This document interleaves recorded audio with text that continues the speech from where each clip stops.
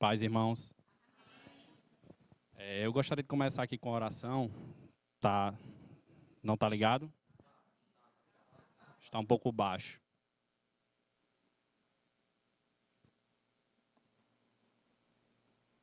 Oi, paz. Melhorou?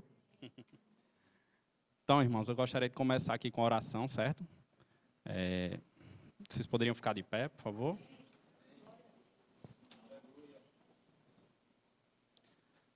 Ó Pai, eis-me aqui, recebendo o direcionamento da parte do Senhor para ministrar esta palavra aos meus irmãos que aqui estão. E eu sei porque sei, Pai, que o Espírito Santo habita aqui neste lugar para me auxiliar a atingir o coração dos meus irmãos. Amém. Irmãos, na ministração da matéria de prosperidade, né, que o pastor Emerson veio ministrar aqui para a gente, ele citou uma palavra, e essa palavra ficou na minha cabeça. Essa palavra é tissalear. Tudo quanto fizerdes prosperará. Esse é o título da minha ministração. A palavra tissalear vem do hebraico e significa apressar, avançar, prosperar, progredir, obter sucesso, ser proveitoso, conduzir a um bom resultado. Então, irmãos, em alguns momentos da minha ministração, eu irei estar interagindo com vocês. E eu gostaria de começar fazendo duas perguntas. A primeira é: quantos sabem do propósito de Deus sobre nossas vidas? E quantos sabem que o desejo de Deus não é apenas que prosperamos em uma só área de nossas vidas? Então, irmãos, Deus, ele fala que, eu vou citar um versículo de apóstolo João, né? Lá na terceira carta, no capítulo 1, versículo 2, ele fala assim: Amado, desejo que te vá bem em todas as coisas e que tenha saúde, assim como bem vai a tua alma. Então, Deus deseja que nós prosperemos em todas as áreas. Ele quer que nós tenhamos saúde, Ele quer que nós tenhamos uma vida profissional bem-sucedida, uma vida familiar também bem-sucedida, certo? Então, não é apenas se falar em riquezas, né, em parte financeira, mas Deus quer que nós tenhamos um entendimento da sua palavra para que possamos crescer mais e mais. Então, amado, o desejo de Deus é que te vá bem em todas as áreas, certo? Eu vou passar aqui a citar um versículo de Salmos, capítulo 35, versículo 27, que é uma prova do amor de Deus sobre nós. Ele fala assim: cantem e alegrem-se os que amam a minha justiça, e digam continuamente: o Senhor que ama a prosperidade do teu servo, seja engrandecido. Então aqui, irmãos,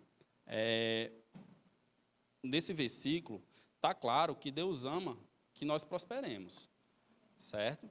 E o que é que nós temos que dar em troca com relação a isso? Deus, ele precisa que a gente engrandeça. A gente tem que louvar a Deus a todo momento, certo? E prosperar não se trata somente de termos uma vida financeira em abundância, como eu tinha citado. O dinheiro é uma consequência da prosperidade. E muitas das vezes a gente pode ser próspero mesmo não tendo muito dinheiro. A prosperidade, ela pode vir de outras formas. Exemplo disso é José. Antes mesmo de ele ter uma condição financeira boa, de ser governador, ele passou a ser escravo. Então, ele prosperou como escravo. Ele passou a ser mordomo, prosperou também como mordomo. Passou a ser prisioneiro. Também prosperou como prisioneiro.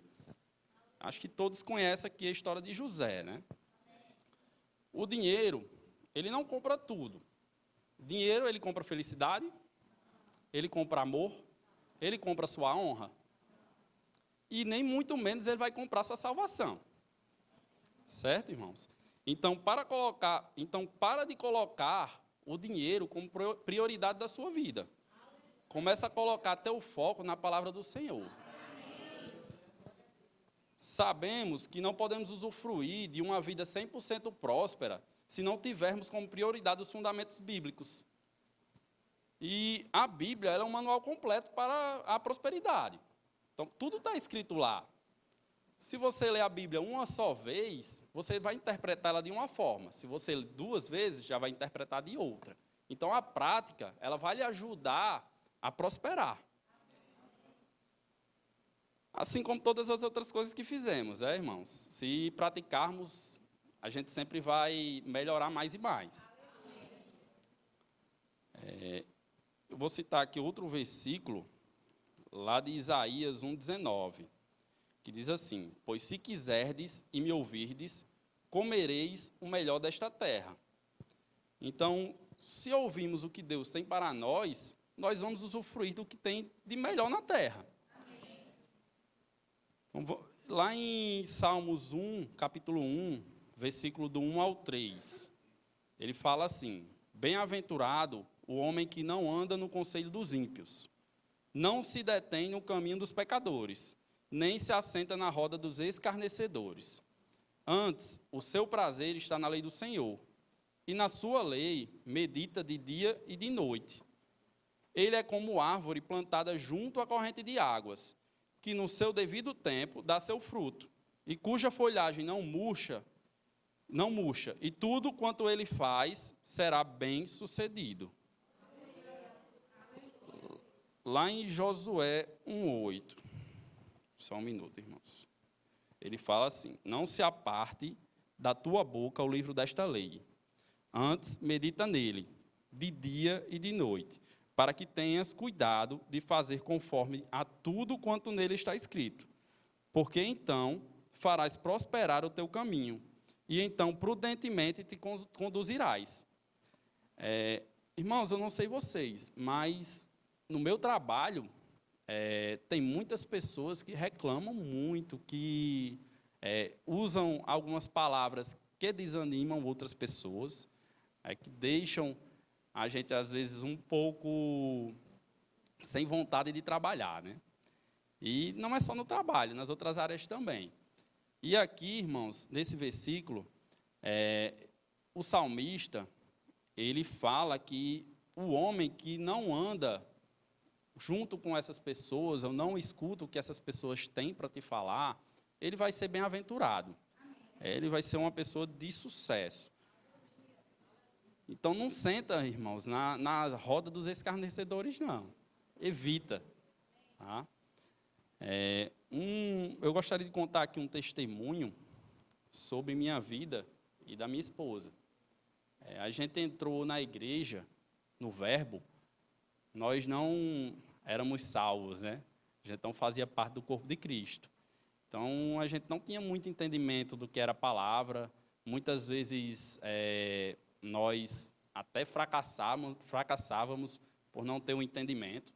E depois que a gente conheceu, por Marta Jussara, né, que chamou a gente até o Verbo da Vida, a gente conheceu a igreja, gostou muito do corpo de Cristo aqui, né? E resolvemos ficar. Então, a gente se converteu, acho que foi no primeiro dia de ministração, a gente já se converteu. E aí, desse dia em diante, fomos recebendo muitas bênçãos de Deus. Uma delas, por exemplo, a gente começou o Rema, não tínhamos carro. Márcia, ela tem um filho que mora com a gente, Levi, e eu tenho uma filha também. Minha filha não mora comigo. Porém, a gente precisava de um carro para vir, porque não tinha com quem deixar essa criança. A avó dele, na época, estava bem doente, não teve como mais cuidar dele enquanto a gente estava trabalhando e fazendo outras coisas. Então, nós começamos o Rema na fé de que tudo ia dar certo. Nossa vida financeira também não estava muito boa, assim como muitas pessoas que entram no Rema, mas tudo foi prosperando. Tudo foi dando certo e a gente começou com uma bis. Eu tinha uma bis, nós vínhamos de bis muitas vezes. Ela até vinha de Uber antes, com a criança, com o Levi.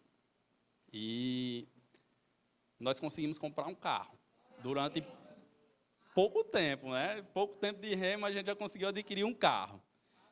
E esse carro era um Celtinha, né? Eu tinha um Celtinha, já estava de bom tamanho, gostava muito, porque já tinha evoluído, né? Mas Deus não parou por aí não, irmãos, na minha vida. Então Ele começou a trazer bênçãos atrás de bênçãos. E hoje a gente está num carro aí zero, né? A gente realizou um sonho, eu comprei o carro que eu queria. E estamos aqui, terminando o rema, pagamos todas as mensalidades em dias, pela glória de Deus. E eu creio que nós vamos ser muito abençoados com essa palavra. O entendimento da palavra de Deus ela é muito importante nas nossas vidas. E eu acho que não devemos parar por aqui. O rema está acabando. Mas, como está dizendo aqui, medita na palavra de dia e de noite. Porque ela é o manual para nossas vidas. Certo? E eu vou citar aqui mais alguns versículos que estão lá em Provérbios, do 3, capítulo 3, eu vou citar do versículo 1 até o 14. É um pouco extenso, mas é importante. Meu filho, não se esqueça da minha lei, mas guarde no coração os meus mandamentos, pois eles prolongarão a sua vida por muitos anos e darão a você prosperidade e paz. Que o amor e a fidelidade jamais o abandonem.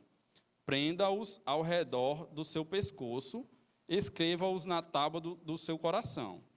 Então você terá o favor de Deus e dos homens de boa reputação. Confie no Senhor de todo o seu coração e não se apoie em seu próprio entendimento.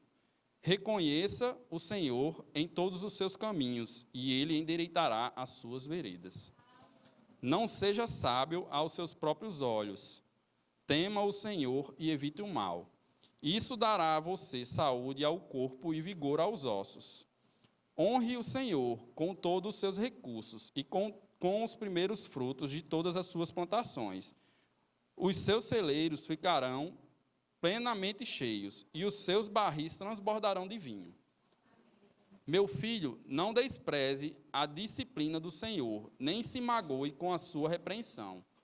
Pois o Senhor disciplina a quem ama, assim como o pai faz ao filho, de quem o deseja o bem.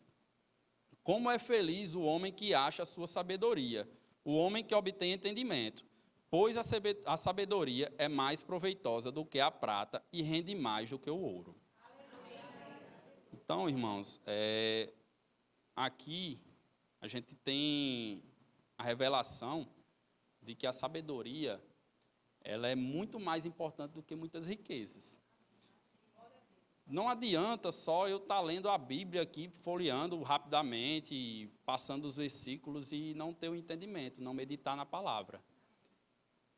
Para conseguir entender o que Deus quer para nós, o que Deus tem para nós, precisamos meditar. Meditar e louvar, falar em línguas. E aí seremos edificados. Queria agradecer, irmãos, muito obrigado.